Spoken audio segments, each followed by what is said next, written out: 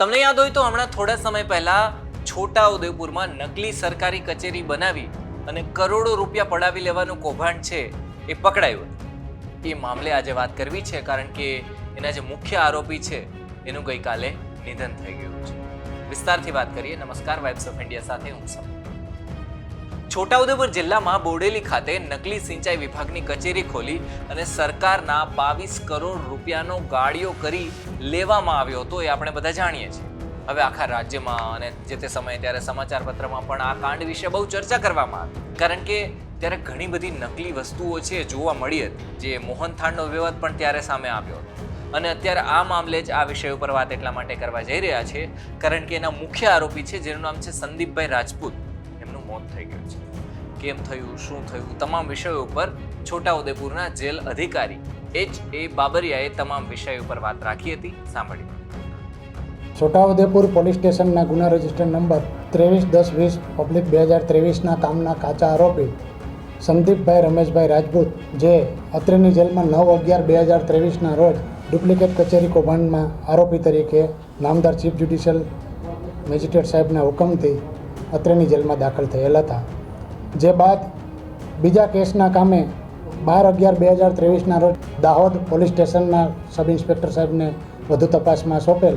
ત્યાં પણ આવો જ કેસ સાથે સેકન્ડ કેસ સાથે પરત અત્રેની જેલમાં 24/11/2023ના રોજ દાખલ થયેલ. જે બાદથી મજકૂર આરોપી અત્રેની જેલમાં હતા.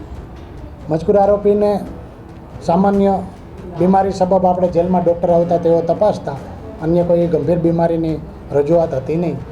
ગઈકાલે આશરે 17:40 આસપાસ આરોપી અમારી ઓફિસમાં આવીને અમને રજૂઆત કરેલ કે સાહેબ મને છાતીમાં ગભરામણ થાય, દુખાવો જેવું લાગે, તો સર મારો જાપ્તો માગો ને.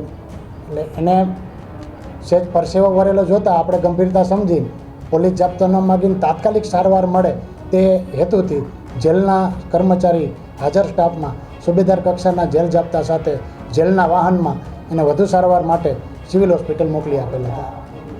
જ્યાંથી આશરે 18-25 કલાકે ટેલિફોનિક વર્દીથી અમને સુબેદારે જાણ કરેલ કે ડૉક્ટર ફરજ પરના ડૉક્ટર બેને મજકૂર આરોપીને મરણ ગયેલાનું જાહેર કરેલ છે. અહીંથી લઈ ગયા બાદ પણ માનવતાના ધોરણે અમે એમના પરિવારને જાણ કરેલ હતી કે 17:45 અહીંથી લઈ ગયા હતા. 18 કલાક આસપાસ એમના પરિવારને ફોન કરી જાણ કરી કે તમારા પતિને તબિયત નાજુક હોય, સિવિલ મોકલેલ છે. જે બાદ અવસાન બાદને અમને વર્દી સિવિલ હોસ્પિટલથી મળતા અમે ફરી એમના પરિવારને જાણ કરી રાતે એના પરિવાર આવેલા, એમને મળેલા અને સત્ય હકીકતથી વાકેફ કરેલા. આરોપી ડુપ્લિકેટ કચેરી કૌભાંડના આરોપી હતા. દાહોદ ખાતેનો પણ એના પર કેસ હતો અને અત્રે છોટાઉદેપુર પોલીસ સ્ટેશનના પણ એ જ કેસ હતો. ના, એવું રેકોર્ડ ઉપર નથી. આપણે જેલના ડૉક્ટરો અહીંયા જેલે આવતા હોય સિવિલ હોસ્પિટલથી, તો એની પાસેથી એ સારવાર લેતા એના જે કેસ પેપર છે આપણી પાસે ઉપલબ્ધ છે. બીજા એક અન્ય આરોપી રાજેન્દ્રસિંહ, એને તાવની બીમારી હતી અને એને પણ આપણે રાત્રિના જેલ પોલીસ જાપ્તા સાથે સારવાર માટે મોકલી આપેલ. ત્યાંથી RMO સાહેબની ભલામણથી એને SSG હોસ્પિટલ વડોદરા રાતે સારવાર અર્થે રિફર કરેલ છે. જી, દિવસ દરમિયાન વોકિંગ કરે, એનું જે બોડી લેંગ્વેજ ને બધું આમ તંદુરસ્ત જ હતું. પણ આપણે છેલ્લા ઘણા સમયથી આ ભારત દેશમાં જોઈ રહ્યા છે કે અકસ્માતે આ હાર્ટ એટેક આવતા હોય છે. તો મારું માનવું એવું છે કે આનું અવસાનનું કારણ હાર્ટ એટેક જ હોય. અને બાકી વિશેષ તો એના PM રિપોર્ટ અર્થે લઈ ગયા છે અને જે કાંઈ માહિતી મળશે એ આપ સર્વેને જાણ કરવામાં આવશે. જય હિન્દ, જય ભારત. જેલની અંદર આપણે દરેક બેરેકોમાં પંખાની સુવિધા છે, નાની ખોલ્યું છે, આપણે જ્યાં મારી ઓફિસ છે એવડી ખોલ્યું છે, અને RO પ્લાન્ટ છે, કુલર છે, ઠંડુ પાણીની સુવિધા છે, શુદ્ધ પાણીની સુવિધા છે. આ વિવાદની વાત કરીએ તો મૃતક સંદીપભાઈ રાજપૂત છે. એમણે 5 નકલી કચેરી ખોલી અને સરકાર પાસેથી 22 કરોડ રૂપિયાની ગ્રાન્ટ લીધી હતી. હવે છોટાઉદેપુરમાં ખબર પડી કે કરોડો રૂપિયા લેવામાં આવ્યા છે, પણ લેવામાં આવ્યા છે એ તો કોઈ એક્ઝિસ્ટ કરતી જ નથી એવી કોઈ બ્રાન્ચ સરકાર. પછી છોટાઉદેપુરમાં જે ઓફિસ છે ને એના વિશે ખબર પડી અને પછી સરકારની ફજેતી થઈ કે સરકારનું કોઈ 22 કરોડ રૂપિયાનું કરી ગયું.